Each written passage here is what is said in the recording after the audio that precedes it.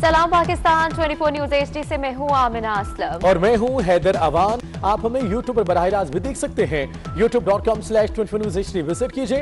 सबसे पहले आपको बताएं कि लाहौर में ख्वाजा साद रफीक मीडिया से गुफ्तगू कर रहे हैं, जबकि दूसरी जानब कराची में अमीर जमात इस्लामी सिराजुल हक स्टील मिल्स मुलाजमीन के एहतजाज में शरीक हैं और बात कर रहे हैं। मैं जब यहाँ आया हूँ आपसे मीडिया टॉक करने के लिए, हमारा मकसद आके सिर्फ मीडिया के जरिए कौम को बताना था। ज़ाहिर अगर हम यहाँ पे लोग इकट्ठा करना चाहें तो कोई हमें लोग इकट्ठा कर रहे हैं सब तो यहाँ रोक नहीं सकता, मगर मुझे भी धक्के दिए गए हैं और अभी मलिक अफजल खोखर साहब को भी मेरे सामने धक्के दिए गए हैं। आप इसके गवाह हैं, मीडिया के लोगों को धक्के दिए गए हैं। हमें रोका गया है कि मीडिया टॉक हम ना कर सकें। कोई माई का लाल हमें बात करने से रोक नहीं सकता। आज तक ऐसा नहीं हुआ। हम जेलों में चले जाते हैं, तोक और जंजीरें पहन लेते हैं, लेकिन दिल की बात ज़बान पर ज़रूर लाते हैं। जो कुछ हुआ है उसकी तफसील तो मलिक सैफ खोखर साहब आपके सामने भी बयान करेंगे। मैं इब्तदाइया करता हूँ, ख्वाजा इमरान नज़ीर साहब भी बात करेंगे, मलिक अफजल साहब भी, फिर आपके सवालात के हम जवाब देंगे। लेकिन मैं ये ज़रूर कहना चाहता हूँ कि जो रियासती गुंडागर्दी यहाँ की जा रही है ज़िला इंतज़ामिया और पुलिस की मदद से, ये नाकाबिले बर्दाश्त है। ये जो लोग गुंडागर्दी कर रहे हैं उनको इसका हिसाब देना होगा, और जो मोर लॉयल दैन दी किंग है अफसरान, उनको ये समझ लेना चाहिए कि ये वक्त जाना है और उन्होंने यहाँ ही रहना है। तो ये जो दादागिरी आप लोग कर रहे हैं, जो गुंडागर्दी कर रहे हैं, लोगों के घरों को गिरा रहे हो, चादर और चार दीवारी के तकद्दुस को पामाल कर रहे हो, ये बदमाशी हम आपकी मानते नहीं हैं। हम चाहते तो यहाँ पे हम भी चंद हज़ार आदमी इकट्ठा करके यहाँ पे ठीक ठाक मजमा ला सकते थे। उसके लिए खोखर बरादरान को हमारी ज़रूरत नहीं है, ये खुद कफील हैं लोगों में माशाल्लाह। आप सब ये जानते हैं, पूरा लाहौर ये जानता है। इन्होंने बहुत तहम्मुल और बर्दाश्त का मुजाहरा किया है। कोर्ट ऑर्डर्स के बावजूद, स्टे ऑर्डर्स के बावजूद, कोर्ट के डिसीजंस के बावजूद इन्होंने मुज़ाहमत नहीं की कि यहाँ पे किसी को चोट ना लगे, यहाँ पे कोई लॉ एंड ऑर्डर की सिचुएशन क्रिएट ना हो। लेकिन आप देखें, इनके घर के जाने वाले रास्ते पर भी पुलिस खड़ी है। वो तस्वीर आप दिखाएं। ख्वाजा साद रफीक मीडिया से गुफ्तगू कर रहे हैं, सिराजुल हक भी दूसरी जानिब बात कर रहे हैं। सूबाई असम्बली में, सिंध की असम्बली में आपका तर्जुमान बनेगा इंशाअल्लाह ताला। मेरा कौमी असम्बली में एक शेर मौजूद है, मौलाना अब्दुल अकबर चतराली। कौमी असम्बली में वो सेनेट का मसला, ये स्टील मिल का मसला उठाएगा इंशाअल्लाह ताला, और कराची के चौक और चौराहों में मेरा नईम उर रहमान आपका मसला लड़ेगा इंशाअल्लाह ताला, और मोहम्मद इस्लाम आपका मसला लड़ेगा। और मैं ईमान और यकीन के साथ कह सकता हूं इंशाअल्लाह ताला, आज इन्होंने ऐलान किया है 9 और इदारे इन्होंने नचकारी करने का ऐलान किया है। नचकारी करने का ऐलान, मैं हुकूमत से कहना चाहता हूं कि नचकारी इलाज नहीं है, ठेकेदारी निजाम नहीं चलेगा। जिन्होंने गबन, जिन्होंने नालायकी, जिन्होंने नाअहली का इर्तिकाब किया है, उनको सजा देना चाहिए। लेकिन नाअहल और नालायक की जब बात हम करते हैं तो सबसे पहले जो मरकज में बैठे हैं, सबसे पहले वो खुद नालायक है, खुद नाअहल है। इसलिए वो नाअहल और नालायकों के बारे में नरम रवैया और मजलूमों के बारे में सख्त रवैया ये नहीं चलेगा। करेंगे आप अपना रांझा राजी करें। आपने शराफत की बात तो समझनी नहीं है, मगर मैं हैरान हूं, हमारे पार्लियामेंटेरियंस के घर गिराते हो और कौमी असेंबली में आप हमसे ताउन मांगते हो। एक तरफ आप ये कहते हो कि हमसे बात करो, ताउन की बात करते हो, बल्कि मुझे कहने की पहली बार इजाजत है, ताउन की भीख मांगते हो। रोको अपने वजीरों को कि वो हमारे लोगों से बात ना किया करें। एक तरफ आप एक MNA के और एक MPA के घर को गिरा रहे हो, उनकी हमशीरा के घर को गिराया, रिश्तेदारों के घरों को गिराया, दीदा दलेरी से बदमाशी कर रहे हो, हमें अपनी पुलिस से धक्के दिलवाते हो, उन्हें लोगों को उनके घरों में नहीं जाने देते, और फिर कहते हो कि असेंबली की कार्रवाई पीसफुली चले। ये कैसे मुमकिन है? मुझे आप बताइए कि आप गुंडागर्दी भी करें, एक हाथ से शाखे जैतून पेश करें और दूसरे हाथ में आपने खंजर पकड़ा हुआ जो पीछे से आप घूपें, तो आपसे कौन बात करेगा? आपसे बिलरने की जरूरत नहीं है। आप अपनी गुंडागर्दी का शौक पूरा कीजिए, आपने जो जो करना कीजिए, ताकि आपके दिल में कोई कसक बाकी ना रह जाए कि हमने ये काम नहीं किया था। इमरान खान साहब का बयानिया पिट चुका है, उनका एहतसाब का चूरन जो है उसकी पुड़िया फट चुकी है। अदालतों ने परखचे उड़ा दिए अपने फैसलों में आपके एहतसाब के, ये जो जाली एहतसाब आप करते हैं।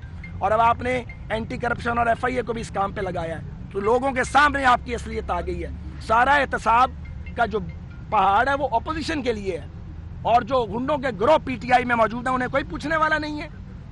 सैफ खोकर साहब से मैं गुजारिश करता हूं कि वो बात करें, फिर बारी बारी सब बात करते हैं। बिस्मिल्लाहिर्रहमानिर्रहीम। अल्लाह की ज़ात का शुक्र अदा करते हैं कि अल्लाह ताला ने हमें सब्र अता फरमाया। जब सुबह अजानों के वक्त इन्होंने ये हमला किया, ऑपरेशन के नाम पे गुंडागर्दी की और बच्चियों को 3 को घरों से निकाला, मेरी बेटी का घर गिराया, मेरी सिस्टर का घर गिराया, मेरी वाइफ के भाई का घर गिराया, एक प्लाजा गिराया। जो ये कह रहे हैं कब्जा किया हुआ है, ये कब्जा फिर सुप्रीम कोर्ट ने करवाया है। ये 1970 में सुप्रीम कोर्ट ने ये रकबा अल कुद्दस हाउसिंग सोसाइटी को दिया। मैंने तीसरी थर्ड खरीदार हूँ, मैं बोनाफाइड परचेजर हूँ, मैं तीसरी जगह पे खरीद किया है। एक एक मरला मेरी खरीद है, एक एक मरले का नक्शा पास हुआ है। ये सिर्फ और सिर्फ सजा दी गई मुझे, हमें सारी जमात को दी जा रही है। ये सजा दी गई कि हम अपनी जमात के साथ, जमहूरियत के साथ खड़े हैं, और अल्लाह के फजलो करम से कल भी खड़े थे, आज भी खड़े हैं और इंशाल्लाह खड़े रहेंगे। और मैंने अपने भाइयों को, अपने हल्के के बहनों को, बेटियों को और मियाँ साहब के वर्करों को मैं इसे कैसे रोका, मैंने उनको दरख्वास्त की। ये तो हमारे मेहमान हैं, ये जो आए हुए हैं इनका कोई कसूर नहीं, इनको भेजने वाला ना लाइके आजम उसका कसूर है, इनका कसूर। यकीन कीजिए मैंने खाना दिया, ये मुनासिब बात नहीं जो मैं करने जा रहा हूँ। ये बात इसलिए कर रहा हूँ कि मैंने भाइयों की तरह पुरअमन माहौल रखने के लिए मैंने वो खाना भी तकसीम किया, 4 पाइयाँ बिछा के दी, पूरा माहौल में। अभी तक खुद हम आए ही नहीं, इसलिए सब ने मुझे कहा घर आओ। घर से रात का इन्होंने हमारी खवातीन को, बेटियों को, सबको निकाला हुआ है। जैसे ख्वाजा साहब ने अभी फरमाया कि वो सामने देख ले, एक फिल्म है, आपके सामने खड़े हैं, हमें घर भी जाने नहीं दे रहा है। ये घर आप बाहर से तो हो तो घर जाना है, घर से कहाँ जाएंगे? ये अल्लाह के फजलो करम से हमें रोक नहीं सकते, लेकिन हम हमारी जमात, हमारा कायद पुरअमन रहने की हमारा कायद हमें पुरअमन रहने की तलकीन करता है। हम सब्र किए हुए हैं। सैफ अल मलूक खोकर जो कि मीडिया से गुफ्तगू कर रहे थे, उनके घर को गिराया जा रहा है। उन्होंने कहा कि मेरी बहन के घर को, मेरे भाई के घर को, मेरे साले के घर को गिरा दिया गया है, बेपर्दगी की गई है, और यहाँ पर यह सारा ड्रामा नालायक आजम कर रहा है। और इससे पहले ख्वाजा साद रफीक भी सैफ अल मलूक के घर के बाहर मीडिया से गुफ्तगू कर रहे हैं। खबरें और भी हैं मगर एक ब्रेक के बाद हमारे साथ रहिए। सदर Karachi chambers of commerce Zubair Motiwala कहते हैं कि हुकूमत ने निजी बिजली घरों को गैस की अदम फराहमी का फैसला मुशावरत के बगैर दिया। फैसला फौरी तौर पर वापस लिया जाए। वो नुमाइंदा 24 न्यूज अशरफ खान के साथ मौजूद हैं और गुफ्तगू कर रहे हैं। आइए आपको दिखाते हैं। वफाकी हुकूमत ने फैसला किया है कि जो सनतों के निजी बिजली घर हैं, जो मुकामी जो हैं नॉन एक्सपोर्ट वाले, उनको जो 1 फरवरी से गैस की सप्लाई बंद की जा रही है, जो एक्सपोर्टर उनको 1 मार्च से। उसका क्या इम्पैक्ट होगा वो हम जानते हैं। हमारे पास बिजनेसमैन ग्रुप के चेयरमैन हैं जुबैर मोतीवाला, वो हमारे साथ मौजूद हैं। सर, ये बड़ा फैसला हुआ है और आपसे मुशावरत हुई नहीं हुई, इसका क्या इम्पैक्ट देख रहे हैं? देखिए जी, मुशावरत कोई हमसे नहीं हुई, पहला तो कैटेगरी की है। और वो ये है कि मुझे समझ में नहीं आता, I have tried to evaluate it technically कि यार क्या ये पॉसिबल है कि हम जो है ना कैप्टिव पावर प्लांट्स को बंद कर सकें और उसकी जगह पे इंडिजीनियस बिजली दे सकें जो पाकिस्तान में बनती है। पाकिस्तान में वापडा की टेरिटरी में बिजली सरप्लस भी है, केई के पास तो बिल्कुल सरप्लस नहीं है।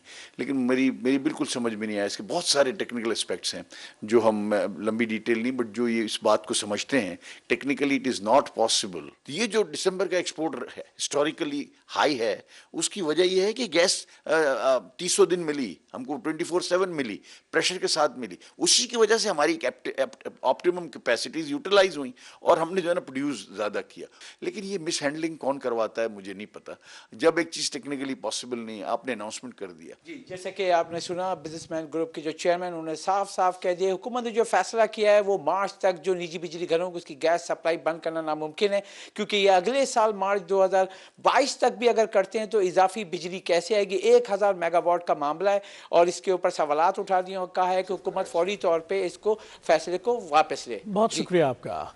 आगे बढ़ते हुए आपको बताएं कि कौमी क्रिकेट टीम के सिलेक्टर्स ने जनूबी अफ्रीका के खिलाफ पहले टेस्ट मैच के लिए 17 रुकनी कौमी स्क्वाड का ऐलान कर दिया है। ओपनर आबद अली और इमरान भट्ट हैं, बाबर आजम कप्तान, अजहर अली, फवाद आलम, सऊद शकील, जबकि सरफराज अहमद भी इसमें शामिल हैं। 2 टेस्ट मैचों पर मुश्तमिल सीरीज का पहला मैच 26 जनवरी से नेशनल स्टेडियम कराची में शुरू होगा। कौमी क्रिकेट टीम के कप्तान अब हेड कोच की मुशावरत से मैच के लिए प्लेइंग 11 का इंतखाब भी करेंगे। तो इस तरह कौमी क्रिकेट टीम के सिलेक्टर ने जनूबी अफ्रीका के खिलाफ पहले टेस्ट मैच के लिए 17 रुकनी कौमी स्क्वाड का ऐलान कर दिया है। कौन कौन शामिल है, तफसीलात के लिए बात करते हैं। महमूद रियाज हमारे साथ है। महमूद, बताएगा किस तरह की तैयारियां और टीम में कौन कौन शामिल है?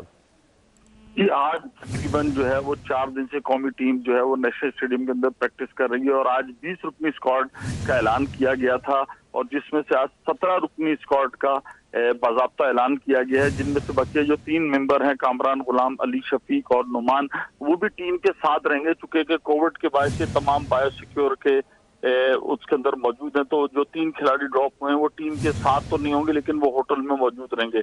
17 रुकनी फाइनल स्क्वाड जो है वो मैच से पहले जो 11 रुकनी है वो टीम और हेड कोच जो है वो कप्तान और हेड कोच की मुशावरत से पिच को देखते हुए उसको जो किया जाएगा। जबकि यहाँ पर यह है कि ताबिश खान जो कि डोमेस्टिक क्रिकेट में एक वसी तजुर्बा रखते हैं और उनको टीम के अंदर शामिल किया गया है। जैसे कि आज भी हमने देखा कि मिसबाउल हक और जो वकार यूनुस थे स्पिनर्स को बहुत ज्यादा ट्रेन कर रहे थे। इसके अलावा ताबिश खान मोस उनका चांस है कि वो कराची के अंदर अपना टेस्ट के अंदर डेब्यू करेंगे, इसलिए कि वो नेशनल स्टेडियम की जो विकेट है उस पर खेलने का वसी तजुर्बा रखते हैं। तो यकीनन नए खिलाड़ियों को भी मौका दिया जाए जिन्होंने डोमेस्टिक क्रिकेट के अंदर परफॉर्मेंस दी थी। और आज भी मिसबाउल हक ने जो वर्चुअल प्रेस कॉन्फ्रेंस हुई उसमें उनका यही कहना था कि हम बहुत ज्यादा मेहनत कर रहे हैं। जो पहले इंग्लैंड में और न्यूजीलैंड की सीरीज में हुआ उसको भुला के एक नया जो स्टेप है जो जब साउथ अफ्रीका की टीम आई है। दूसरी तरफ ये कि साउथ अफ्रीका ठीक है महमूद, बहुत शुक्रिया तफसीलात के लिए। वज़ीर-ए-आज़म इमरान खान से जनूबी पंजाब से ताल्लुक़ रखने वाले अरकान कौमी असम्बली ने मुलाकात की है। मुलाकात में मामले खुसूसी बराए सियासी अमूर मलिक आमिर डोगर भी शरीक थे। मुलाकात में जनूबी पंजाब सेक्रेटरीट और किसानों के लिए खुसूसी पैकेज पर तफसीली गुफ्तगू की गई। इसी पर बात करेंगे अपने नुमाइंदे अवैस कियानी हमारे साथ है। अवैस, बताएगा मुलाकात का हवाल। जनूबी पंजाब तफसीली हुई है और वज़ीर-ए-आज़म को बिहाड़ी कॉलेज के क़याम की तजवीज़ पेश की है और जनूबी पंजाब को नजरअंदाज करके लोगों को तालीम, सेहत और रोजगार के मसावी मौके नहीं दिए जा सकते, वज़ीर-ए-आज़म का ये कहना था। और उनका ये भी कहना था कि जनूबी पंजाब के क़याम का मकसद जो है इन इजला पर तवज्जो मरकूज करके जो है इनको तरक्की की राह पर गामजन करना है। वज़ीर-ए-आज़म ने ये भी कहा है कि काबीना की ज़िली कमेटी जो है किसानों के लिए खुसूसी पैकेज की तजवीज़ जो है वो तैयार कर रही है और पैकेज का ऐलान जो है वो बहुत जल्द किया जाएगा। बहुत शुक्रिया वैस आपका। वफाकी हुकूमत की जानिब से रियासती अमूर में बेहतरी लाने के नारे के साथ मंजूर करदा सिविल सर्विस रिफॉर्म्स के नफाज पर ब्यूरोक्रेसी और हुकूमती हल्कों का रद्द-ए-अमल का जारी है। सरकारी ज़राए के मुताबिक इस हकीकत से इनकार मुमकिन नहीं कि ये रूल्स मुख्तलिफ सूरतों में पहले भी मौजूद थे, अमल दरामद नहीं हो रहा था। रिपोर्ट कर रहे हैं इस्लामाबाद से बाबर शहजाद तुर्क। वफाकी वज़ीर तालीम और काबीना की इदारा जाती इस्लाहात कमेटी के सरबराह शफकत महमूद के मुताबिक इदारा जाती रिफॉर्म्स कमेटी ने सिविल सर्विस रिफॉर्म्स के 6 हिस्सों पर फैसले किए हैं। हुकूमत के बकौल इस्लाहात का मकसद निज़ाम में बेहतरी लाना है। मकसद ये है कि निज़ाम हुकूमत जिसमें बहुत सारी खराबियाँ हैं उसको दुरुस्त कर रहा है। प्रमोशन है वो रोटेशन पॉलिसी से लिंक कर दी गई है। हुकूमत का सारा निज़ाम जो है उनके कारिंदों के मुताबिक चलता है और अगर कारिंदों के बारे में पॉलिसी दुरुस्त नहीं होगी तो उसका काम जो है वो सही नहीं होगा। दूसरी जानब वफाकी वजारतों, महकमों और डिवीजन्स के दफातर पर मुश्तमिल पाक सेक्रेटेरिएट की नुमाइंदा वफाकी सेक्रेटेरिएट एम्प्लॉइज कोर कमेटी के सरबराह रहमान अली के मुताबिक सिविल सर्वेंट्स हुकूमत से मुतमईन लेकिन नित नई इस्लाहात से अदम तहफ़्फ़ुज़ का शिकार हैं। सिविल सर्वेंट है, उसको जो भी टास्क दिया जाएगा being loyal to the government हमें वो काम करना है। गवर्नमेंट से हम मुतमईन हैं, बट जो पॉलिसीज़ आए रोज़ खबरें आ रही होती हैं जिससे हम लोग जो है इनसिक्योर फील करते हैं। आप इसमें देखें कि पिछले साल, एक तो ये फाइनेंशियल ईयर गुजर रहा है, इससे पिछले साल इन्होंने जो तनख्वाहों में इजाफा किया था तो ग्रेड 21 एंड 22 की तनख्वाहें प्रैक्टिकली जो है कम हुई थी। ताज़ा हुकूमती इस्लाहात में सरकारी अफसरान की तरक्की, जबरी रिटायरमेंट, नौकरी से बर्खास्तगी, रोटेशन पॉलिसी जैसे अहम नुकात पर पॉलिसी वाज़े की गई है। ताहम इस हकीकत से इनकार मुमकिन नहीं कि ये रूल्स मुख्तलिफ सूरतों में पहले भी मौजूद थे, लेकिन अमल दरामद नहीं हो रहा था। बाबा शहजाद तुर्क, 24 न्यूज़, इस्लामाबाद। यहाँ वक्त हुआ एक ब्रेक का, हमारे साथ रहिए। मौसम की बात करें, मलिका कोहसार मरी में बर्फबारी के बाद सूरज ने भी मुखड़ा दिखा दिया। खूबसूरत नज़ारों से लुत्फानंदोज होने के लिए मुल्क भर से सयाहों की आमद का सिलसिला जारी है। मजीद बता रहे हैं हैदर अली। जी हैदर। कश्मीर पॉइंट में मौजूद हूँ और मरी के अंदर बर्फबारी तो ख़त्म हो चुकी है, लेकिन एंजॉयमेंट है वो जारी है। इस वक्त सयाहों की बड़ी तादाद कश्मीर पॉइंट में मौजूद है, जो इस खूबसूरत मौसम से खूब लुत्फानंदोज हो रही है। हर चीज़ बर्फ से ढक चुकी है, दरख्त हैं, गाड़ियाँ हैं, हर चीज़ पर बर्फ से ढक चुकी है। सयाह भी इस खूबसूरत मौसम से खूब लुत्फानंदोज हो रहे हैं। आइए इनसे जानते हैं कि वो बर्फबारी से कैसे लुत्फानंदोज हो रहे हैं। जी, हम कश्मीर पॉइंट में आए, हमें बहुत मज़ा आ रहा है, हम बहुत इंजॉयमेंट कर रहे हैं। ये इंजॉयमेंट की जगह हम आप भी आए, सब लोग आए, ये इंजॉय करें। बर्फबारी ख़त्म हो चुकी है, लेकिन फिर भी यहाँ पे हर जगह बर्फ़ पड़ी हुई है। हम अपने एक दूसरे पे गोलाबारी बरसा रहे हैं, स्लाइड ले रहे हैं। हम लोग हर चीज़ का बहुत मज़ा है कश्मीर पॉइंट में, और बस हम बहुत खुश हैं, इंजॉयमेंट कर रहे हैं हम सब। जी बिल्कुल, इनका कहना है कि यहाँ पर गोलाबारी भी कर रहे हैं, स्टैचू भी बना रहे हैं, और मेरे बैग पे देख सकते हैं यहाँ पे स्लाइड भी ले रहे हैं, और भरपूर तरीके से ये खूबसूरत मौसम से लुत्फानंदोज हो रहे हैं। जी बहुत शुक्रिया। यहाँ वक्त हुआ एक ब्रेक का, हमारे साथ रहिए। ब्रेक के बाद खुशामदीद कहेंगे। कराची के सफारी पार्क की हाथी सोनू और मलका की जोड़ी बिल्कुल महफूज है। सोशल मीडिया पर ज़ेरे गर्दिश खबर झूठ निकली। मजीद तफसीलात जान लेते हैं मानिया शकील से, जो इस वक्त सफारी पार्क में मौजूद हैं। जी मानिया, बताइएगा।